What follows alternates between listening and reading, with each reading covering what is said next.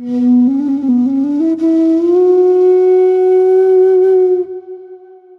the mind be controlled? How can we control the mind? And why is it so hard to control the mind? You are watching Reflections on Reality. Discover the newest books from our collection: The Heart of Everything, a spiritual memoir, and Abhinava Vijayam, a dharmic magnum opus, both written by a gifted author, Kanchi.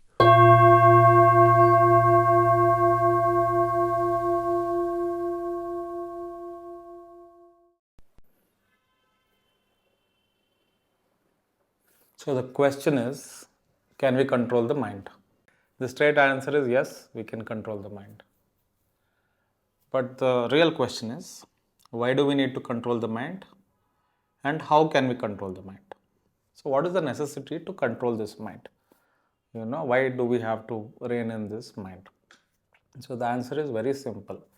The most important skill a human being can have is to be able to control his mind, because everything we want to achieve in this world, every single action that we want to do in this world, everything is connected with the mind. Without this instrument, there's nothing we can do. We are as good as a log of wood, right? So it is the body and the mind. The body is inert. The body by itself cannot move anything without the command of the mind. So obviously we eat good food, we want to eat healthy, we exercise, we go for walks, we go to sleep. All these things help the body, right? Go to the gym, do some yoga, all these things. Of course, it has a bearing on the mind as well, but so much effort is taken to take care of the body. But what do we do for the mind? We wash the body. But how often do we wash our mind? How often do we clean up all that junk that is here, right?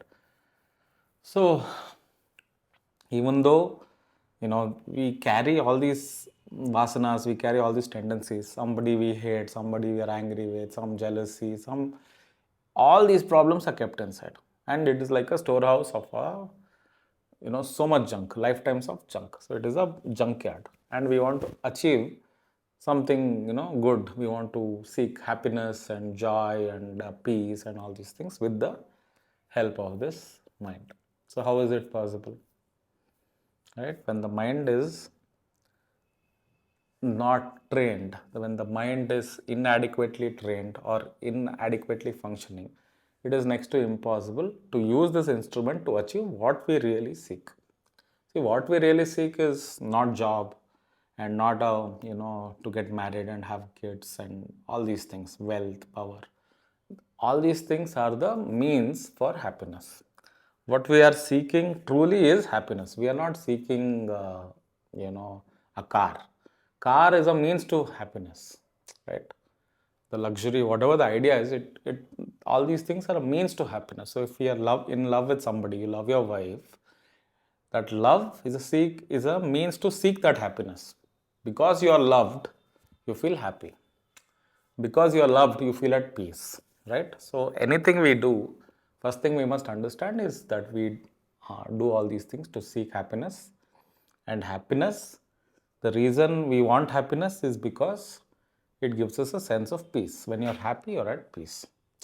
Nobody is stressed and happy. Nobody is chaotic and happy. Everybody is happy, and that happiness gives you that silence, that peace. Because in that moment, your mind is not jumping around, your mind relaxes and your mind subsides into the self, and for a brief moment or for a few moments, you feel at peace with yourself. You're comfortable with your life, you're comfortable with the idea of your own self, right? So this is why we need to seek happiness. We need to seek to control the mind. In order to control the mind, in order to seek happiness, we need to control the mind. Because an uncontrolled mind, Vivekananda says, is like a drunken monkey jumping from tree to tree after being bitten by a scorpion. Right? So the mind is constantly, the nature of the mind is such that every moment constantly jumps from one branch of thought to another. So suppose you're sitting here and talking to me, but you're not here. Every moment your mind goes away, goes here, goes there. So whatever work we need to do, we all know how difficult it is for us to not be distracted when we are working, whatever. Constantly our mind is going away. It's moving into the past or moving into the future. It is never in this present moment, right? So the mind is always jumping from the past to the future. What if this happens? What do I do next? What do I eat next? Where do I go next? What is my mother doing? What is my father doing? What is my wife doing?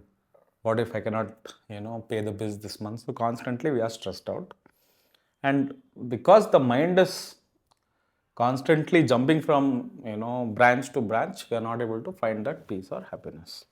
So first thing is, to gain this happiness, to gain this peace, we need to rein back our mind. So this is the reason why we need to control the mind. So the next question is, how do we control this mind, right? So how do we control the mind? First, in order to control the mind, we need to understand what the mind is. What is the mind? So where is the mind? Is it the brain? Even today, scientists are saying the brain is a receptor of all the thoughts, right? The brain is receiving these thoughts. The brain is a functionary, but it is not the seat of consciousness, right? So the brain exists here, but suppose we poke your skin anywhere, we pierce your skin, the pain arises there, and then the receptors go here and say, okay, there is pain here. So the whole body, according to the scriptures, the whole body is consciousness. Actually, they say the whole Jagat is consciousness. The whole universe is Chitta, right? The whole universe is Chit. So it is not just the body, the cosmic consciousness, and then there is Dehatma Buddhi. Dehatma Buddhi is limited consciousness, where I am assuming myself to be this person from a 6-foot person from head to toe, and this is me, this is Kanchi, right? So this is called Dehatma Buddhi, and the Jiva, the individual soul, imagines himself to be limited to this consciousness and says, this is me. So the scriptures say this is also permeated by consciousness completely. There is not an inch which is inert in the body. The body is inert without the sense of consciousness. Without consciousness, the body is inert. But once the consciousness comes in, once the Chaitanya is there, the body comes to life, right?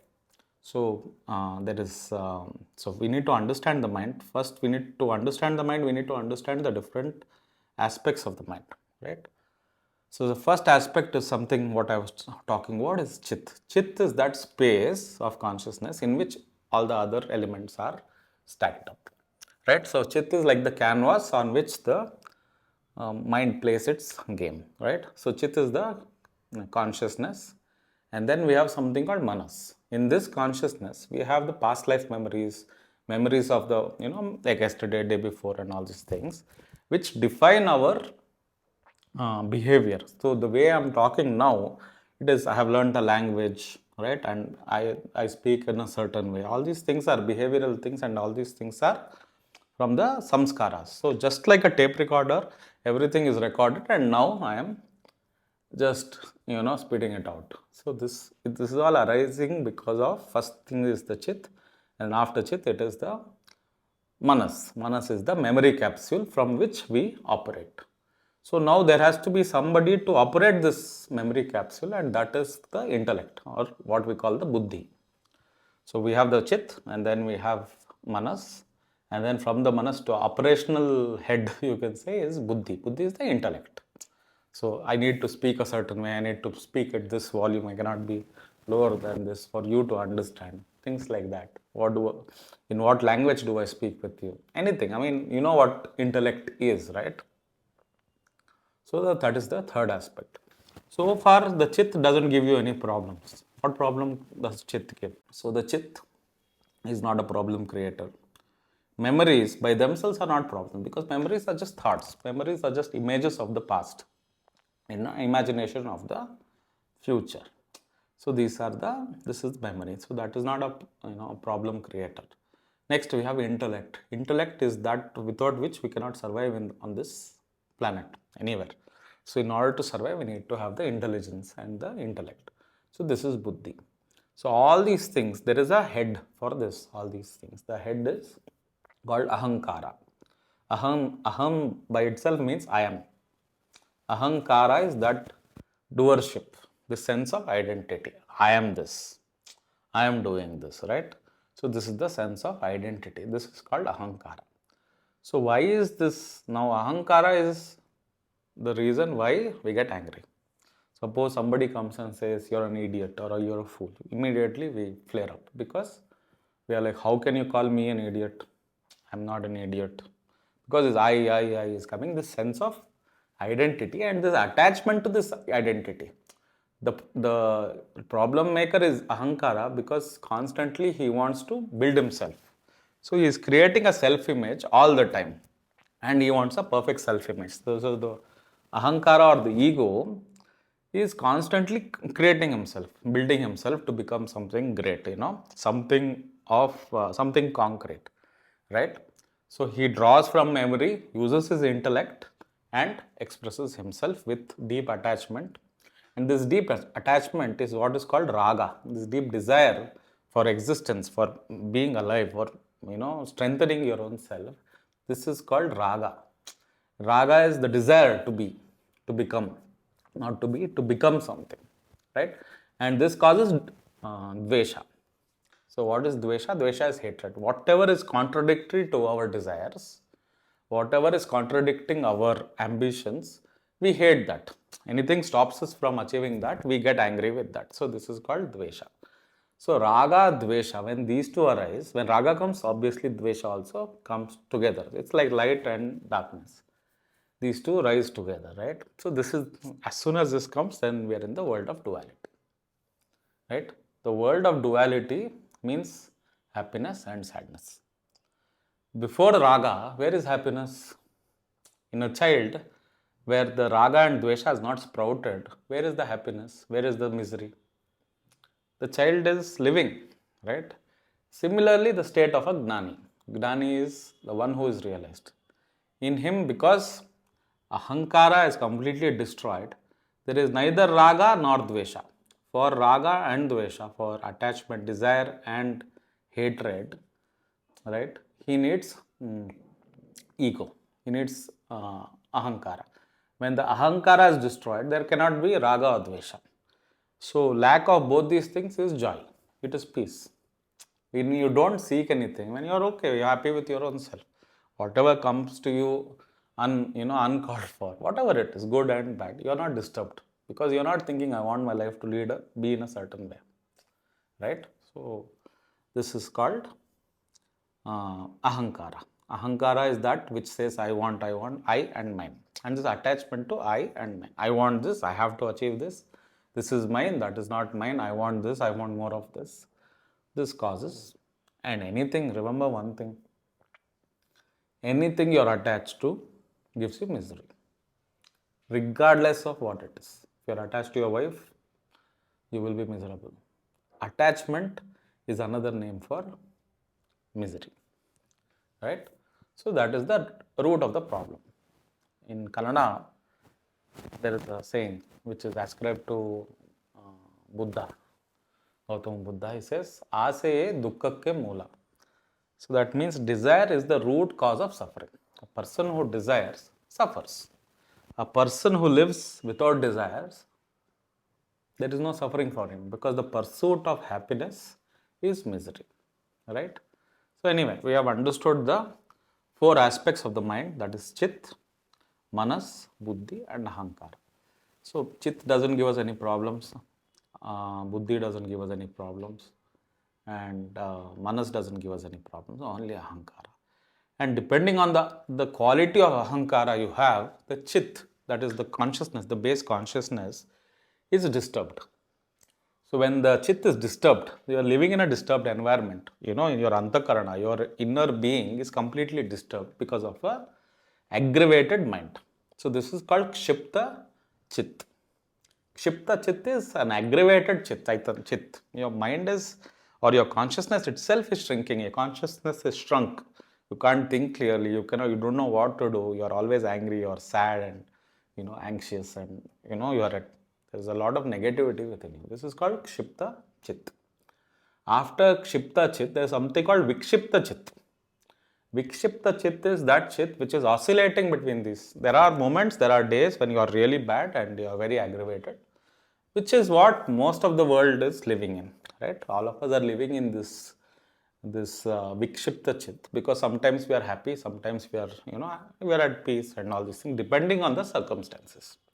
The circumstances are good, we are happy. The circumstances are bad, we are sad. So this is called vikshipta chit. So after Kshipta and Vikshipta, there is something called Ekagra. Ekagra and Niruddha. Ekagra chit is that chit which is aligned towards happiness, which is aligned towards peace. No matter what happens in your antakarana, no matter what's happening in the world, you are steadfast, right? So that steadfastness, that willpower is developed. And this willpower is developed only with meditation, only with a trained mind. What is meditation? Training your mind is meditation. Right? When you train your mind to become ekagra, when you train your mind to become one-pointed in nature, if you want to focus on something, you should be able to focus on that for a long period of time, for as long as you want. That is called ekagra chit, and that happens because of meditation. And then finally, there is niruddha, where the chit itself is completely purified. There is no ekagrata also, because for ekagrata we need a seer, we need a identity of the ego, right? Somebody is focusing. Beyond that focus is niruddha, where everything has collapsed. What remains is bliss. What remains is samadhi. So for this we have to go beyond the world of duality, beyond raga and dvesha, and by the destruction of that ego we will attain that niruddha chit, niruddha chaitanya. Alright. So now the answer to all these problems that we need to, in order to attain this niruddha chit or the ekagra chit, what do we need to do? To not be aggravated, to ease our miseries in this world, first thing we need to do is meditate.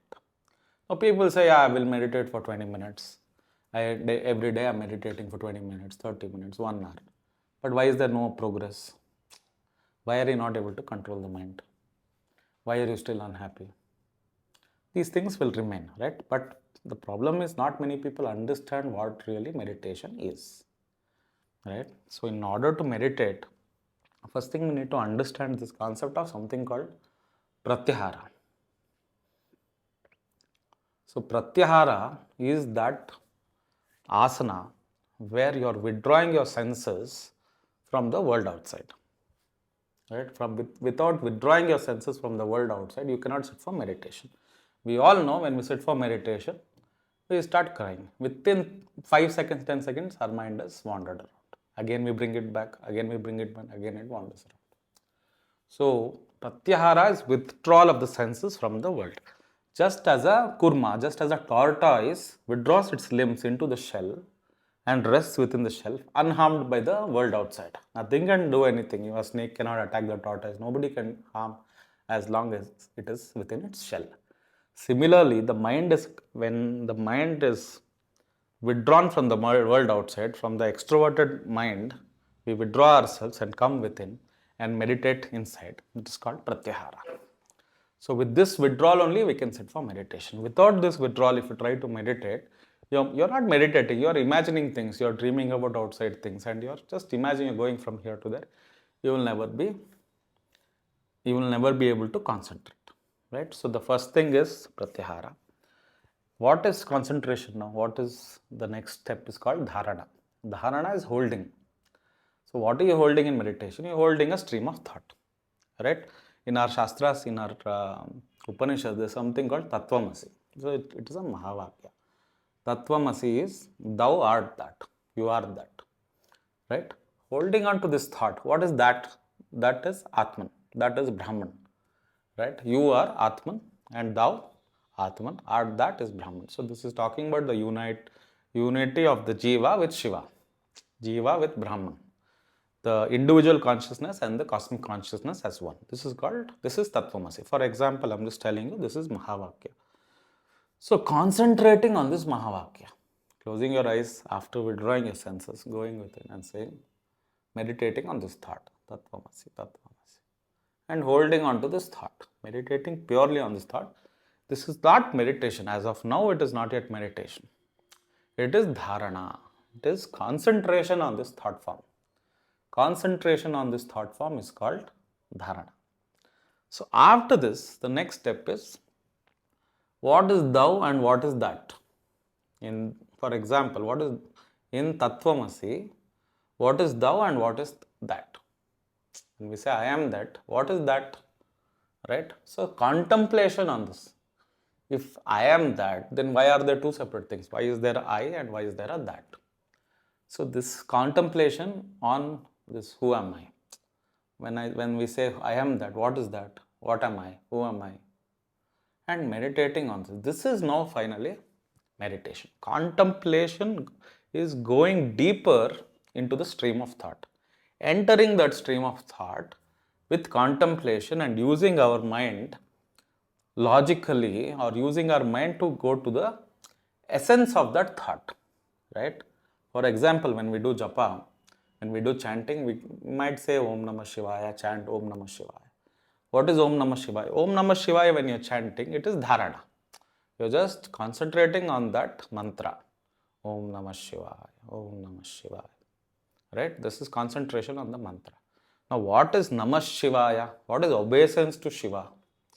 Who is paying obeisance to Shiva? Who is Shiva? Right?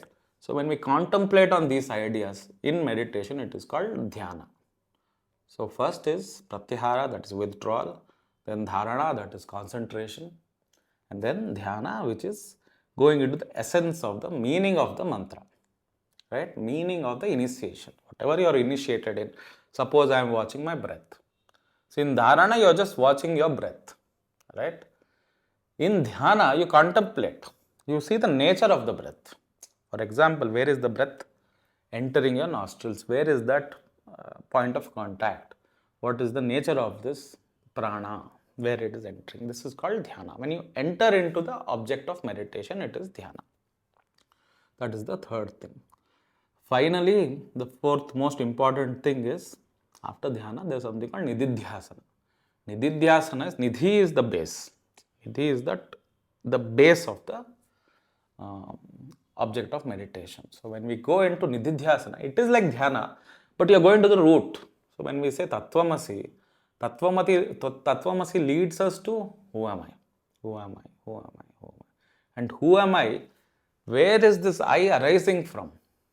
Right? And we say, I am this, I am that, or I am the self, whatever it is. Or if I say, I am this body, I think I am this body. Who is thinking? Who is this I? Where is this I arising from?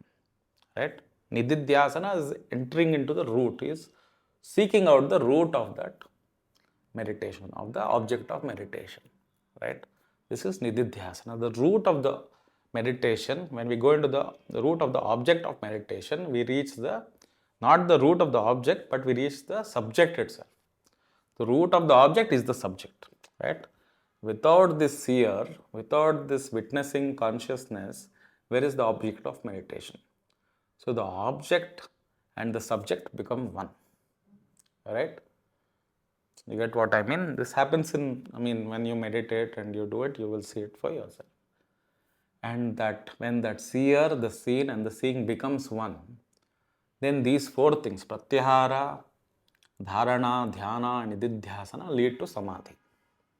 Samadhi is that final state when all these meditation practices take you deeper and deeper and deeper until these three things become one. The seer, that is the witnessing consciousness, the act of seeing, right, and the object of meditation, the subject, object, and the action itself, they are one and the same. They are not three separate things. So this leads to Samadhi, and Samadhi is that Niruddha Chaitanya, Niruddha Chit. When the Chit loses all its vritti. Vritti is the disturbances in this thing, all the separations in this consciousness disappears, and we become one undivided consciousness, or we realize our state as undivided consciousness, the formless consciousness. This is Niruddha Chit, this is Shuddha Chaitanya, that is pure consciousness, and this is only the state of Samadhi. Only in the state of Samadhi, the Ahankara is destroyed. Right? till the ahankara is not destroyed. Why does the ahankara get destroyed? Because we are going to the root of the ahankara in nididhyasana. Right? The seer or the individual witnessing consciousness is that ahankara. Right? He is imagining himself to be this body. He is imagining himself to be limited to this body and this mind. Right? He is imagining himself to be a certain person. Right? So the ahankara is destroyed. Just like in a dark room, when you bring in a light, a lamp, where did the darkness go? Where did the darkness disappear? Did you put it outside? No. As soon as the light appears in the room, the darkness was never there. It's almost like that. Similarly, the ignorance. So the ahankara is a creation of ignorance.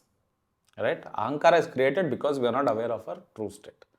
So as soon as we are aware, we become aware of our true state, we see that there is light here, there is no darkness anymore. Right? So ahankara is destroyed, the mind is under control. Because as long as the ahankara is there, he has his own thing. He wants to achieve many things, right? So we use the ahankara, we use the buddhi to meditate and to introvert the mind. Like you might have seen a funeral pyre in India. What we do is there are a lot of like logs of wood, and then finally there is one final log of wood, right? And we light the pyre with this log of wood, and in the end we take this log of wood also and put it in the pyre. So everything burns. There is no remnants of the wood at all. So similarly, meditation is using the ahankara to destroy the ahankara. It's using a thorn to remove a thorn. So that is the final state. So to control the mind, we have to obviously utilize the mind, but we use it for a higher cause. And destruction of the mind is not destruction of the mind. So destruction of the ego is controlling the mind. We are not bothered with manas, chit and buddhi. Those can flourish well, right? So this is the thing. Finally, destruction of the mind is destruction of ahankara, and destruction of ahankara leads us towards happiness, joy, peace, and a sense of freedom and knowing your own true state. So this is the path. If you like this video, hit the like button and subscribe. And thanks for watching. We'd love to hear your thoughts in the comments below.